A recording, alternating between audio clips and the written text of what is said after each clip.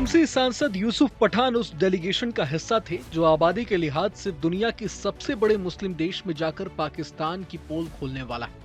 ये delegation operation सिंदूर के तहत आतंक के खिलाफ भारत की कार्रवाई का बखान करने वाला है। लेकिन टीएमसी प्रमुख और पश्चिम बंगाल की सीएम ममता बनर्जी ने अपनी पार्टी के सांसद यूसुफ को वहां जाने से रोक दिया और अपने भतीजे और डायमंड हार्बर से टीएमसी सांसद अभिषेक बनर्जी का नाम आगे बढ़ा दिया। आखिर ममता ने ऐसा क्यों किया? जब केंद्र सरकार की तरफ से लिस्ट में नाम जोड़ दिया गया था तो क्या यूसुफ खुद पीछे हट गए या जानबूझकर उनका नाम लिस्ट से बाहर कर दिया गया? 22 मई से भारत सरकार की तरफ से बनाए गए 7 डेलीगेशन के कुल 59 प्रतिनिधि जो कि अलग अलग पार्टियों से होंगे, वो दुनिया के अलग अलग देशों में जाकर आतंकवाद के खिलाफ भारत का रुख बताएंगे। पाकिस्तान को ये तमाम सांसद दुनिया के कई देशों में जाकर एक्सपोज करेंगे। केंद्र सरकार ने हर डेलीगेशन में शामिल सदस्यों का नाम बता दिया है।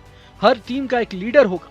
मोदी सरकार की तरफ से जारी की गई इन्हीं लिस्टों में से एक में टीएमसी के सांसद यूसुफ पठान का भी नाम शामिल किया गया था। इस डेलीगेशन को इंडोनेशिया, मलेशिया, कोरिया गणराज्य, जापान और सिंगापुर जाना था, लेकिन टीएमसी चीफ ममता बनर्जी ने पार्टी से पूछे बिना पठान को शामिल करने पर नाराजगी जाहिर की। सरकार के इस कदम से दूरी तक बना ली। इसके बाद खुद यूसुफ पठान ने भी भारत सरकार को यह जानकारी देते हुए बताया कि वे इस दौरे के लिए उपलब्ध नहीं होंगे। जाहिर है कि नाराजगी बस इसी बात की थी कि सांसदों के प्रतिनिधि मंडल में यूसुफ पठान का नाम शामिल करने से पहले टीएमसी के साथ कोई सलाह मशविरा क्यों नहीं किया गया। मामले ने काफी तूल पकड़ा तो टीएमसी की तरफ से एक ट्वीट सामने आया जिसमें बताया गया कि हमें यह बताते हुए खुशी हो रही है कि हमारी अध्यक्ष ममता बनर्जी ने आतंकवाद के खिलाफ भारत की वैश्विक पहुंच के लिए सर्वदलीय प्रतिनिधि मंडल में तृणमूल कांग्रेस का प्रतिनिधित्व करने के लिए राष्ट्रीय महासचिव अभिषेक बनर्जी का चयन किया है। मतलब यूसुफ आउट और अभिषेक इन हो गए, लेकिन ममता की नाराजगी अचानक दूर कैसे हो गई? जानकारी के मुताबिक केंद्रीय संसदीय कार्य मंत्री किरेन रिजिजू ने ममता से बात की थी और फिर जाकर अभिषेक बनर्जी का नाम डेलीगेशन के लिए फाइनल हुआ। पूरे मसले पर अभिषेक बनर्जी का बयान भी सामने आया जिसमें उन्होंने कहा कि राष्ट्र हित में आतंकवाद का मुकाबला करने के लिए केंद्र सरकार जो भी फैसला लेगी, टीएमसी कंधे से कंधा मिलाकर उसके साथ खड़ी रहेगी। उन्होंने कहा कि हमें डेलीगेशन भेजे जाने से कोई समस्या नहीं है। हमारी पार्टी से कौन डेलीगेशन में जाएगा ये पूरी तरह से हमारी पार्टी का ही फैसला होगा। इधर आपको बता दें कि विदेश सचिव विक्रम मिस्री ने लगातार दूसरे दिन भारत पाकिस्तान संघर्ष पर संसदीय समिति को ब्रीफ किया। मिस्री ने सभी डेलीगेशन के सदस्यों को पहलगाम आतंकी हमले और ऑपरेशन सिंदूर पर भारत के एजेंडे और इसकी बारीकियों को समझाया। खास बात यह रही कि बैठक में टीएमसी की ओर से अभिषेक बनर्जी भी शामिल रहे। असल में अभिषेक बनर्जी प्रतिनिधि मंडल का हिस्सा हैं जो Japan, south Korea, Singapore, Indonesia और मलेशिया जैसे देशों की यात्रा करेगा। 22 मई को ये डेलीगेशन जापान जाएगा और 31 मई को मलेशिया से यात्रा खत्म होगी। इस टीम के दूसरे सदस्यों की बात की जाए तो इसमें बीजेपी सांसद अपराजिता सारंगी, बीजेपी नेता ब्रिजलाल, सीपीएम सांसद जॉन ब्रिटास, बीजेपी नेता प्रदान बरुआ, बीजेपी नेता हिमांग जोशी, कांग्रेस नेता सलमान खुर्शीद और एम्बेसडर मोहन कुमार शामिल हैं।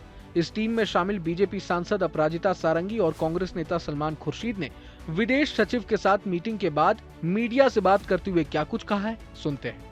7 ग्रुप्स में जा रहे हैं, उनकी ब्रीफिंग की और जब पूछा गया कि किस तरह से किस आधार पर देशों का चयन हुआ तो बहुत प्रांजल तरीके से उन्होंने कहा कि जितने भी यूएन सिक्योरिटी काउंसिल के मेंबर्स हैं उन देशों में हम जा रहे हैं, करीबन 15 के आसपास, और उसके अलावा जो ऐसे 5 देश जो आगामी दिनों में सिक्योरिटी काउंसिल के मेंबर्स बनेंगे वहाँ भी जा रहे हैं। और इसके अलावा कुछ ऐसे देशों को लिया गया है जहाँ जिसकी बात अंतर्जातीय स्तर पर सुनी जाती है। लेकिन जब विश्व में ऐसी चीज होती है तो अलग अलग लोग प्रयास करते हैं कि कुछ संदेश दें, कुछ कहें, कुछ पहुंचाएं, लेकिन जो कुछ भी हुआ है वो दोनों देशों के बीच में ही हुआ है। जब हमने जब जो एस्केलेट हुआ था मामला तो हमारे बीच का था, जब खत्म हुआ, समाप्त हुआ तो हमारे बीच का समाप्त हुआ। पाकिस्तान डीजीएमओ की ओर से पहल हुई, उन्होंने ये कहा कि इसको हम समाप्त करें। हमने कहा कि आप समाप्त करने को तैयार हैं तो कर दीजिए, 5 बजे समाप्त हो जाए। अब यहाँ एक बात बतानी बहुत जरूरी हो जाती है। ध्यान दिया जाए तो जिस तरह के विवाद यूसुफ पठान को लेकर हुआ, ठीक वैसा ही कांग्रेस सांसद शशि थरूर को लेकर भी हुआ था। असल में कांग्रेस की तरफ से विदेश जाने वाले डेलीगेशन के लिए 4 नाम दिए गए थे। इनमें आनंद शर्मा, गौरव गोगोई, सैयद नसीर हुसैन और अमरिंदर सिंह राजा वड़िंग के नाम शामिल थे, जबकि इनमें शशि थरूर का नाम शामिल नहीं था। लेकिन फिर भी मोदी सरकार ने थरूर को अमेरिका जाने वाले डेलीगेशन का हिस्सा बनाया।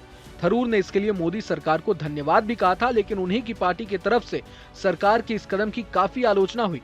जानकारों का कहना था कि जिस तरह से थरूर पिछले कुछ समय से बीजेपी की तारीफ करते देखे गए हैं, इसी वजह से उनका नाम डेलीगेशन के लिए नहीं दिया गया।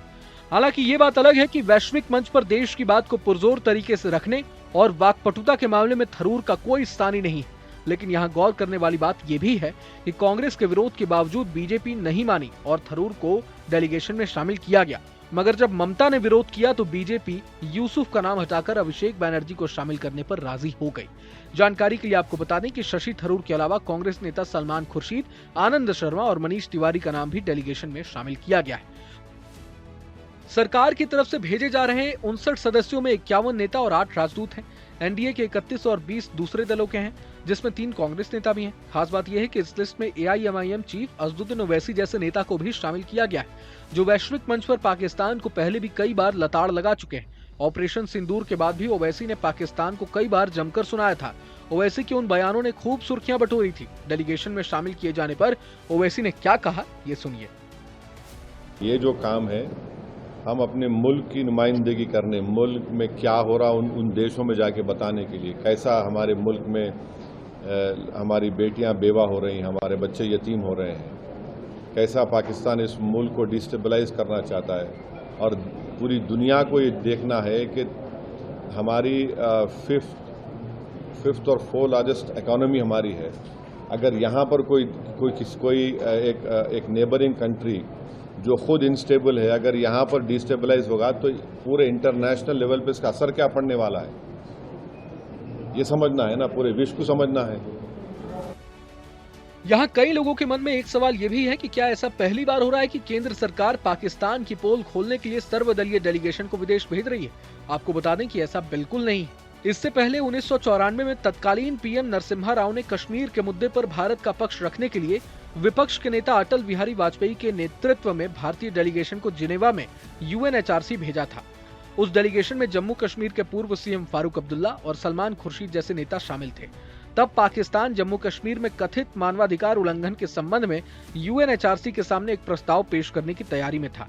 हालांकि भारतीय डेलीगेशन ने पाकिस्तान के आरोपों का जवाब दिया और नतीजतन पाकिस्तान को अपना प्रस्ताव वापस लेना पड़ा था। 2008 में मुंबई हमलों के बाद तत्कालीन पीएम मनमोहन सिंह ने भी आतंकवादी हमलों में पाकिस्तानी लिंक होने से जुड़े दस्तावेजों के साथ विभिन्न राजनीतिक दलों के डेलीगेशन को विदेश भेजने का फैसला किया था।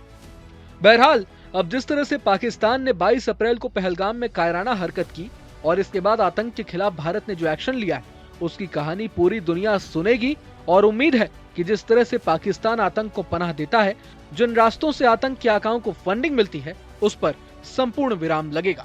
बहरहाल, पूरे मसले को लेकर आप क्या कुछ सोचते हैं, ये हमें इस वीडियो के कमेंट बॉक्स में जरूर बताएं। अगर आपको ये वीडियो पसंद आया तो लाइक करें और चैनल को जरूर सब्सक्राइब करें।